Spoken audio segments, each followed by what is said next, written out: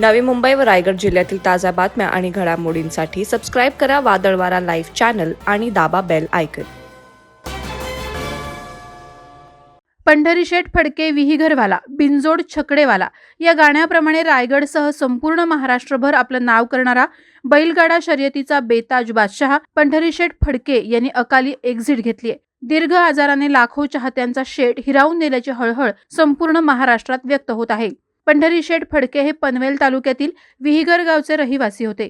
बैलगाडा शर्यतीवर त्यांचं प्रचंड प्रेम होतं. कोरोना काळात बैलगाडा शर्यतींना बंदी घालण्यात आली होती. मात्र महाराष्ट्र बैलगाडा शर्यत संघटनेचे अध्यक्ष असलेले पंढरीशेठ फडके यांनी या काळात अनेक मंत्री, आमदार, खासदारांचे उंबरठे झिजवले आणि शर्यती सुरू करण्यास अपार मेहनत घेतली.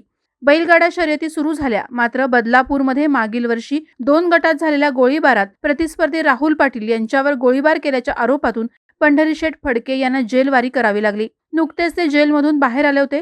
आता पुन्हा नव्या जोमानं ते नवी इनिंग सुरू करत असतानाच अचानक त्यांना आजारपणानं ग्रासलं. पंढरीशेठ फडके यांना मधुमेहाचा प्रदीर्घ आजार होता. नुकतंच त्यांच्या पायावर शस्त्रक्रिया करण्यात आली होती.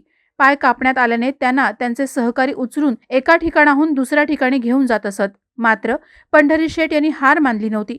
त्याच उत्साहात ते आपली बैलगाडाची आवड जोपासत आपल्या चाहत्यांच्या आग्रहास्तव अनेक शर्यतींना भेटी देत असत. मात्र दिनांक 21 फेब्रुवारी रोजी दीर्घ आजाराने त्यांना गाठलंच आणि लाखो चाहत्यांच्या मनावर अधिराज्य गाजवणारे पंढरीशेठ अनंतात विलीन झाले. या वृत्तानं त्यांच्या लाखो चाहत्यांमध्ये शोककळा पसरली असून प्रचंड हळहळ व्यक्त होत आहे. वादळवारा लाईव्ह साठी न्यूज ब्युरो, पनवेल.